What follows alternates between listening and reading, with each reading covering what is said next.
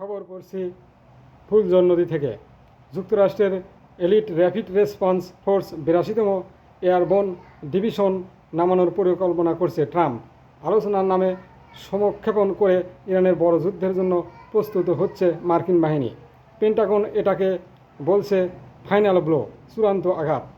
2003 সালের ইরাক যুদ্ধের পর সবচেয়ে বড় প্রস্তুতি নিচ্ছে তারা। এয়ারবোন ডিভিশনকে মার্কিন বাহিনীর অত্যন্ত পাওয়ারফুল ইউনিট ধরা হয়। কয়েক ঘন্টার মধ্যে এদেরকে যে কোনো জায়গায় নামানো যায়। জরুরি সামরিক অপারেশনের জন্য তাদেরকে ব্যবহার করা হয়। এরা প্যারাশুট দিয়ে সরাসরি যুদ্ধক্ষেত্রে নামতে পারে। শত্রু এলাকার ভিতর ঢুকে এয়ারফিল্ড, দ্বীপ বা গুরুত্বপূর্ণ স্থাপনা দ্রুত দখলে নিতে পারে। এবারে ইরানের দ্রুত যুদ্ধটা হতে পারে কয়েকটা জায়গা ঘিরে: 1. খার্গো আইল্যান্ড, 2. কেশম দ্বীপ, 3. হরমুজ প্রণালী, 4. লারাক আইল্যান্ড, 5. বন্দর আব্বাস। ওয়াল স্ট্রিট জার্নাল বলেছে 82তম এয়ারবোনের 3000 সৈন্য মধ্যপ্রাচ্যে পাঠানো হয়েছে। ট্রাম্প এদেরকে দিয়ে ইরানের খার্গো আইল্যান্ড দখল করতে চায়। ইকোনমিক টাইমসের রিপোর্টে বলা হয় 4500 মার্কিন মেরিন সেনা অলরেডি মধ্যপ্রাচ্যে আছে। এ সপ্তাহে 31তম এক্সপেডিশনারি ইউনিটের আরও 2300 সৈন্য সেখানে পৌঁছাবে। এছাড়া 11তম ইউনিটও এপ্রিলের মাঝামাঝি তাদের সাথে যোগ দিবে বলে জানা গেছে। যুক্তরাষ্ট্রের মোট সৈন্য সংখ্যা আনুমানিক 50,000 বলে মনে করা হয়। ধারণা করা হচ্ছে যুক্তরাষ্ট্রের প্রথম ধাপে ব্যাপক বোম্বিং করবে। ইরানের রাডার, এয়ার ডিফেন্স ও মিসাইল সিস্টেম ধ্বংস করবে। তারপর প্যারাশুট দিয়ে এয়ারবোন ডিভিশন নামবে। দ্রুত এয়ারফিল্ড, বন্দর ও দ্বীপের কন্ট্রোল পয়েন্ট দখল করবে।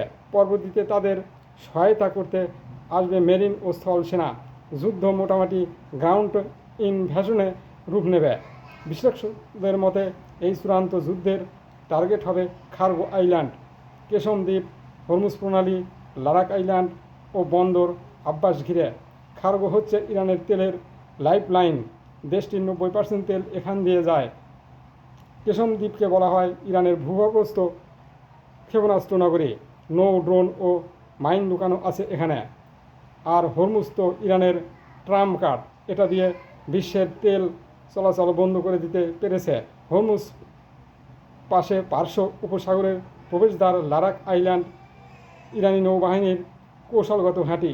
অন্যদিকে বন্দর আব্বাসকে বলা যায় ইরানের সামরিক কন্ট্রোল সেন্টার। নৌবাহিনীর প্রধান ঘাঁটি হওয়ায় এখানে থেকে তারা যুদ্ধজাহাজ, মিসাইল, রোড, ড্রোন অপারেশন চালায়। এই সেন্টার থেকে হরমুজ নিয়ন্ত্রণ করতে পারে, প্রয়োজনে মার্কিন জাহাজে হামলা চালাতে পারে। কিন্তু রিপোর্টে বলা হচ্ছে এগুলো বাইরে ইস্পাহানের স্থাপনা দখল নেওয়ার চেষ্টা করা হতে পারে, যেখানে ইরানের 454 কেজি ইউরেনিয়াম মজুদ আছে বলে ধারণা করা হচ্ছে। এখন ইরানের প্রস্তুতি কী?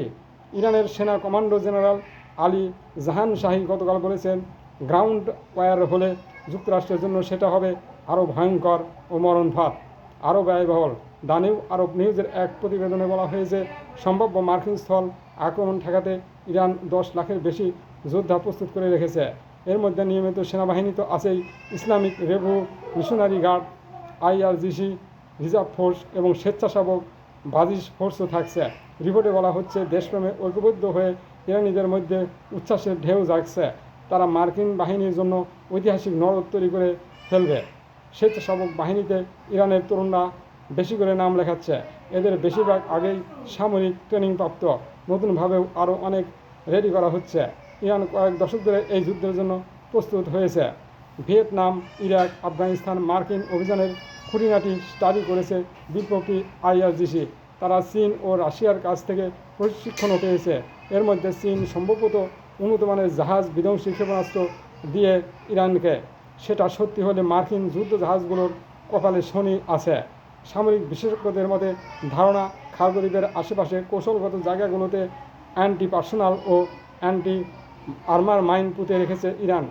মার্কিন সেনারা এসব দ্বীপে অবতরণ করলেই ফাঁদে পড়ে যাবে। অতিরিক্ত রসদ ছাড়া বেশি দিন টিকতেও পারবে না।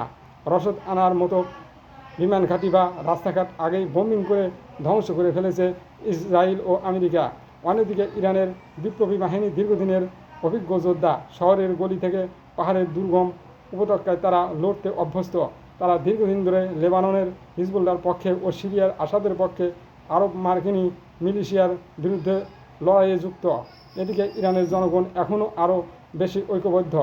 তাদের তরুণরা ধর্মীয়ভাবে অনুপ্রাণিত হচ্ছে গেরিলা যুদ্ধ করার জন্য। দীর্ঘমেয়াদী প্রতিরোধে জড়িয়ে পড়বে ইরান। পুরো মধ্যপ্রাচ্যে যুদ্ধ ছাড়বে, আর তেল সরবরাহ বন্ধ হলে বিশ্বব্যাপী প্রতিক্রিয়া হবে। উপসাগরীয় দলগুলো সবচেয়ে ক্ষতিগ্রস্ত বেশি হবে। এ সত্ত্বেও তারা চাচ্ছে এই যুদ্ধে যুক্তরাষ্ট্রে ইরানের মাটিতে ঢুকে পড়ুক। পাকিস্তান তুরস্ক চেষ্টা করলেও আরব রাষ্ট্রগুলোকে শান্তি প্রস্তাবে কোনো আগ্রহ দেখায়নি।